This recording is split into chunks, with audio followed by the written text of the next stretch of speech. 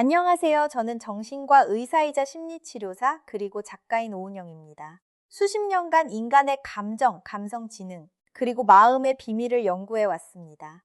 오늘 저는 임상 경험과 연구, 그리고 수많은 환자와 독자들과의 소통을 통해 얻은 지식을 여러분과 나누고자 합니다. 그녀는 그냥 앞으로 나아갔을까요? 모든 것을 잊었을까요? 아무것도 느끼지 않는 걸까요? 제가 수십 년간 임상 현장에서 관찰해온 바에 따르면 한 여성이 소중한 사람을 잃었다는 사실을 깨닫는 순간 그녀의 내면에는 분명하고도 깊은 변화가 시작됩니다. 한때 옳다고 여겼던 결정이 점점 무겁게 짓누르기 시작하죠. 바쁘게 지내려 하고 계속 앞으로 나아가려 하지만 조용한 감정들이 그녀 안에서 천천히 자라나 조금씩 그녀를 잠식해 갑니다. 그리고 가장 흥미로운 점은 지금 이 순간 그녀의 머릿속에서 실제로 무슨 일이 일어나고 있는지 당신은 아마 전혀 모를 것이라는 겁니다. 오늘 저는 그녀가 실수를 깨달은 후 경험하는 10가지 감정을 여러분께 전해드리겠습니다. 지금부터 누구도 감히 말하지 않았던 것들을, 많은 사람들이 외면하고 싶어하는 진실들을 함께 살펴보겠습니다. 채널을 구독하고 알림을 설정하고 좋아요를 눌러주세요. 그리고 어느 도시에서 보고 계신지 댓글로 알려주세요. 우리가 더 많은 사람들에게 닿을수록 더 많은 이들이 자신의 감정을 이해하고 더 나은 선택을 할 수 있게 됩니다. 구독은 무료입니다. 자, 이제 시작하겠습니다. 첫 번째 감정. 후회는 제가 인생에서 가장 자주 마주치는, 그리고 가장 부식성이 강한 감정 중 하나입니다. 관계에서 실수를 저질렀다는 사실을 깨달은 여성이 경험하는 후회는 조용히 찾아오지 않습니다. 가장 예상치 못한 순간에 마음을 침범합니다. 새벽의 고요함 속에서 친구들과 대화하는 도중에, 혹은 어떤 노래가 흘러나오는 바로 그 순간, 애써 묻어두었던 모든 것이 압도적인 힘으로 되살아납니다. 여성의 후회에는 매우 독특한 특징이 있습니다. 선형적이지 않다는 것입니다. 하루 종일 자신이 옳은 결정을 내렸다고 스스로를 설득하려 합니다.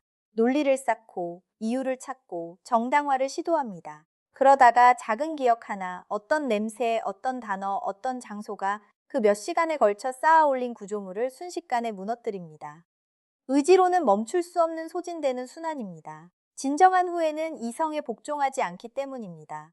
이 단계에서 후회가 더욱 강렬해지는 이유는 더 이상 현실을 외면할 수 없기 때문입니다. 제가 오랜 임상 경험을 통해 관찰한 바에 따르면 여성의 심리에는 부정이 마침내 명료함에 자리를 내주는 특정한 순간이 존재합니다. 그리고 그 명료함은 잔인할 정도로 선명합니다.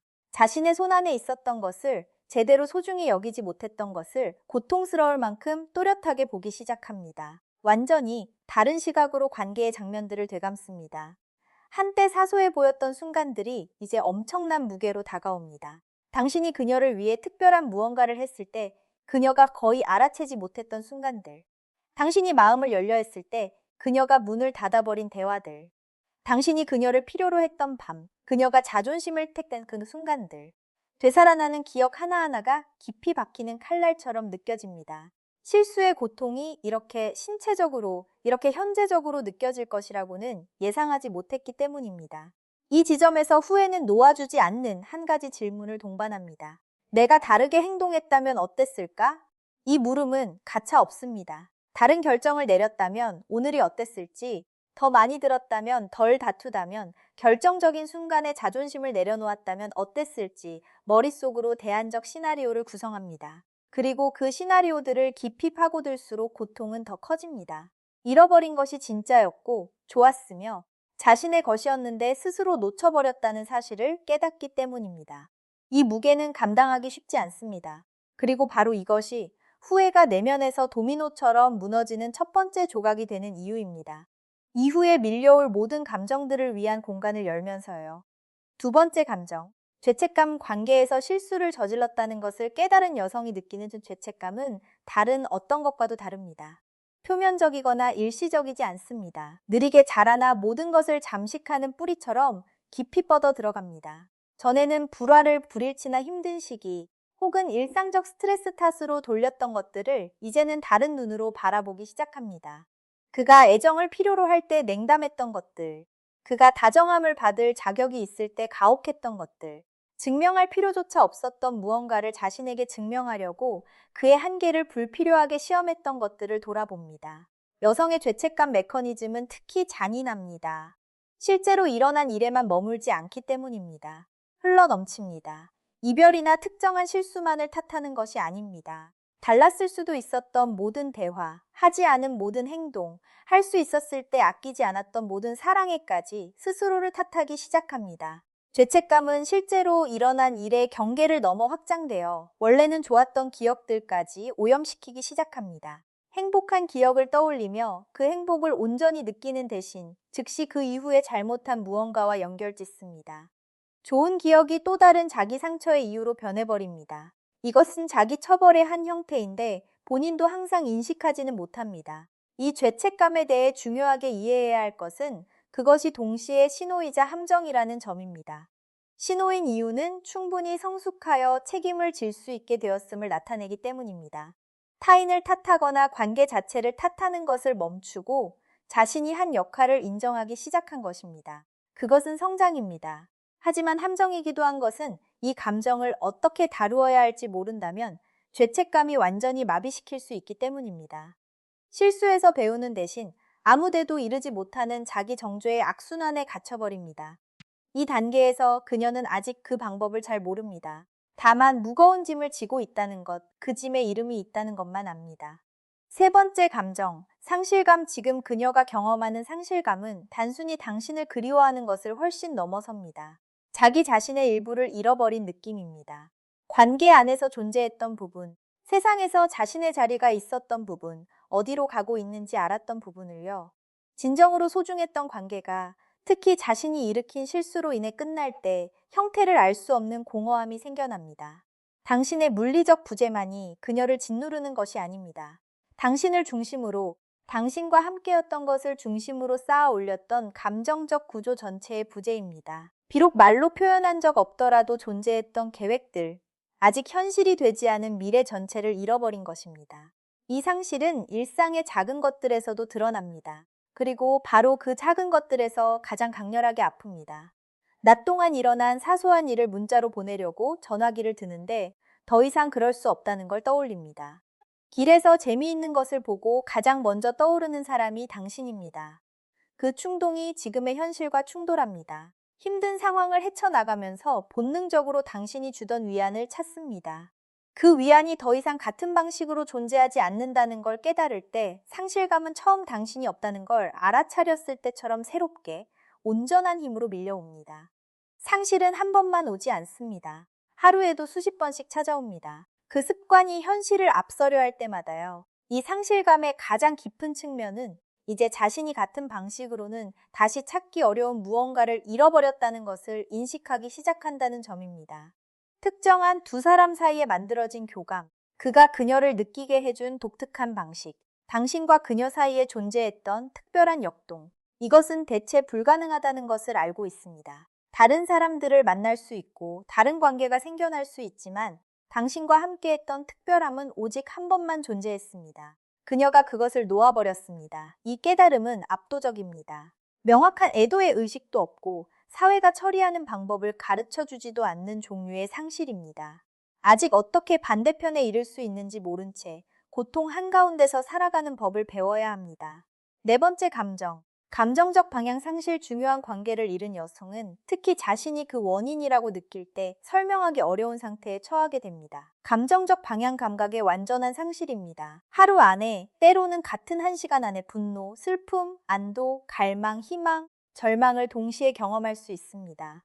모두 뒤섞여서 어느 하나도 충분히 강하지 않아 나머지를 압도하고 내면의 혼돈의 질서를 가져다 줄 수 없습니다. 어느 방향으로도 지평선이 보이지 않는 망망대해 한가운데 있는 것 같습니다. 가까이 다가가야 할지, 완전히 멀어져야 할지, 당신에게 말을 걸어야 할지, 사라져야 할지 모릅니다. 모든 결정이 내리기도 전에 이미 잘못된 것처럼 느껴집니다. 이 감정적 방향 상실은 주변 사람들과의 관계 방식에도 영향을 미칩니다.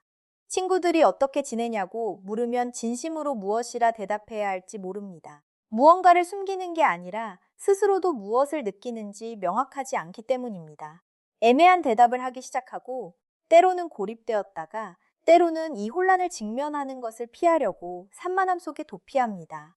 문제는 그 혼돈을 마주하는 것을 더 많이 피할수록 혼돈은 더 커진다는 것입니다. 처음에 혼란으로 시작된 감정적 방향 상실은 일종의 마비로 변합니다. 단순한 결정도 내리지 못하고 계획도 세우지 못하고 미래가 어떻게 되기를 원하는지 선명하게 상상하지 못합니다. 현재가 너무 혼란스러워 미래조차 실제처럼 느껴지지 않기 때문입니다.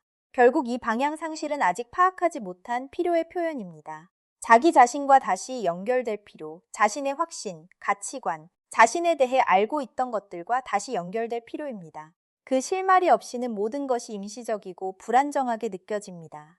외부에서 닷을 찾으려 합니다. 친구들의 의견에서, 소셜미디어 피드에서, 듣는 음악에서요.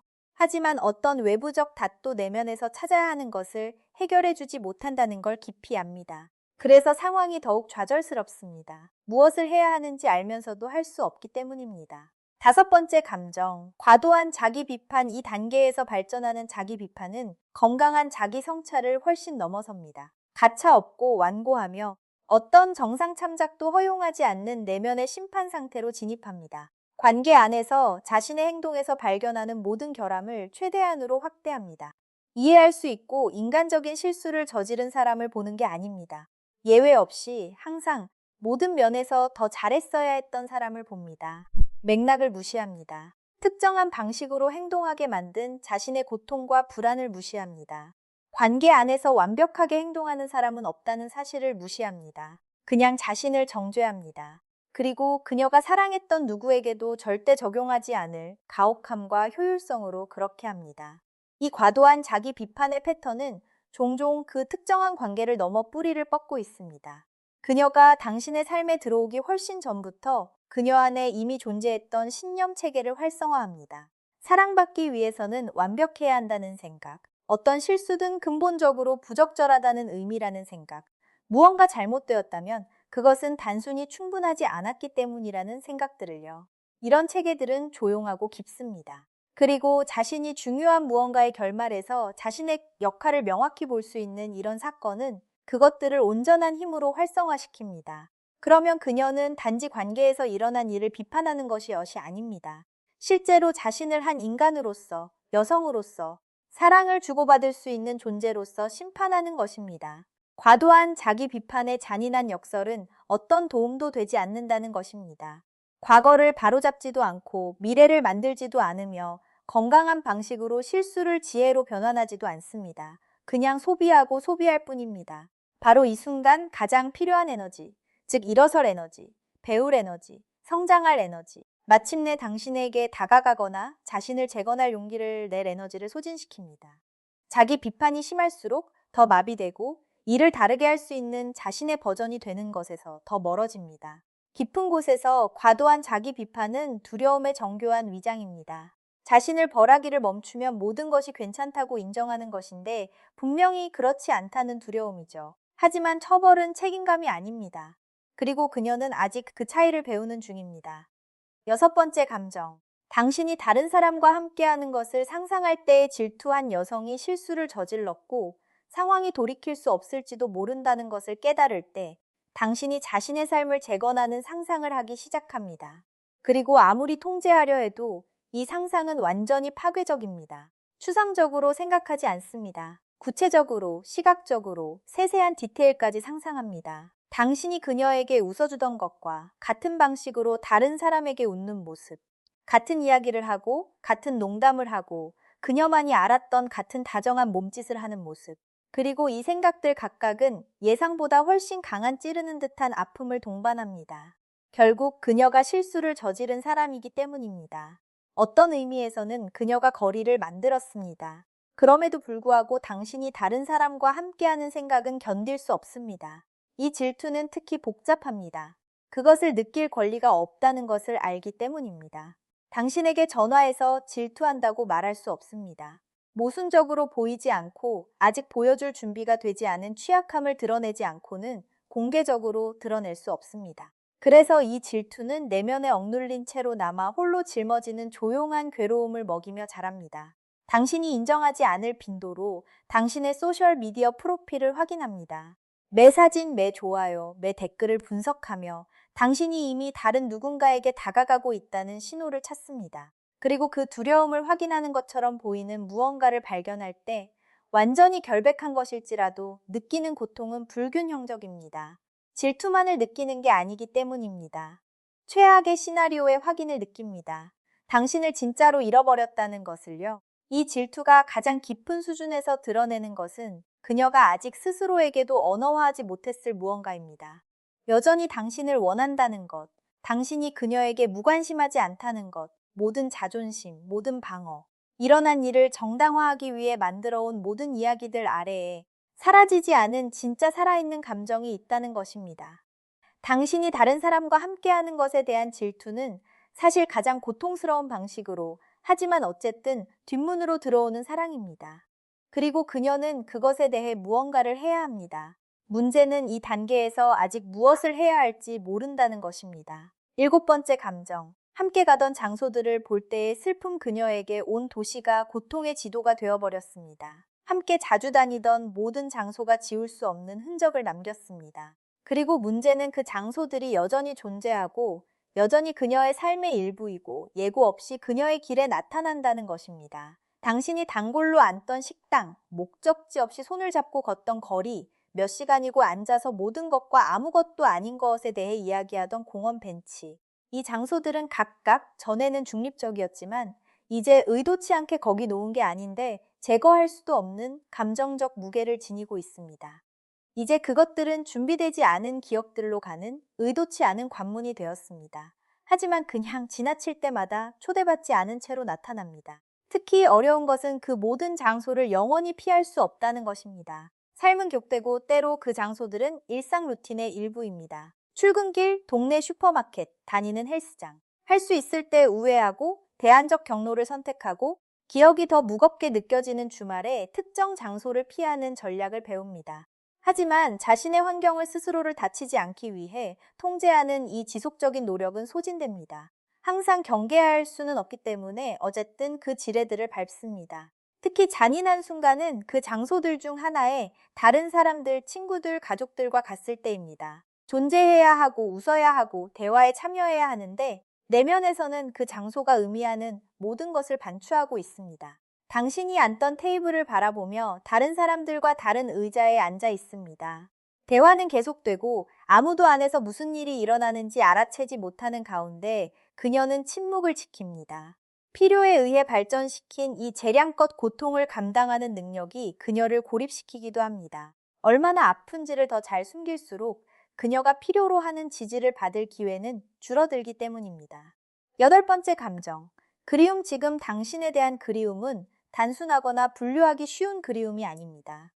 단순히 당신의 물리적 존재에 대한 그리움이 아니라 당신 곁에 있을 때만 존재했던 특정한 느낌의 방식에 대한 그리움입니다. 관계가 제공했던 안정감이 그립습니다. 판단받을 두려움 없이 방어를 내려놓고 자신이 될 수 있었던 그 공간이요. 당신 둘 사이에서만 의미가 있었던 대화들이 그립습니다. 설명 없이도 웃게 만들었던 내부 레퍼런스들이요. 어떤 순간들에 당신이 그녀를 바라보던 방식, 마치 그 자리에서 가장 중요한 사람인 것처럼 바라보던 시선이 그립습니다. 이 그리움은 일반적이지 않습니다. 정확합니다. 무엇이 없는지 정확히 알고 있기 때문에 그토록 정확하게 아픕니다. 여성의 그리움에는 외부에서 거의 이해하지 못하는 특성이 있습니다. 제 임상 경험에서 보면 이상화하지만 눈이 먼 게 아닙니다. 당신의 환상적인 버전을 그리워하는 게 아니라 실제로 존재했던 구체적인 것들을 그리워합니다. 이것이 그리움을 더욱 강렬하게 만듭니다. 과거를 낭만화하고 있다고, 실제로는 그렇게 좋지 않았다고 스스로에게 말할 수 없으니까요. 좋았습니다. 그녀가 압니다. 그리워하는 것이 실제로 존재했다는 것을 아는 것은 결코 실제하지 않았던 무언가를 그리워하는 것과 다릅니다. 후자는 훨씬 오래 치유하는 데 시간이 걸리는 방식으로 아픕니다. 이 그리움이 다른 때보다 더 강하게 느껴지는 순간들이 있고 그 순간들을 인식하는 법을 배웁니다. 할 일이 없는 주말, 침묵이 감싸는 때, 피곤함이 찾아와 생각이 필터 없이 흐르는 밤, 삶에서 좋은 일이 일어나서 진정으로 이해해주는 사람과 나누고 싶은 그 순간. 그 순간들의 그리움은 스쳐가는 감정이 아닙니다. 그녀 옆 공간을 채우는 거의 물리적인 존재입니다. 이것을 완전히 지배하지 않고도 공존하는 법을, 거기 있지 않은 척하지 않고도 같이 살아가는 법을 배웁니다. 이 단계에서 그리움은 아마도 그녀가 가진 가장 정직한 감정일 것입니다. 존재했던 것에 대해서도 여전히 느끼는 것에 대해서도 거짓말하지 않기 때문입니다.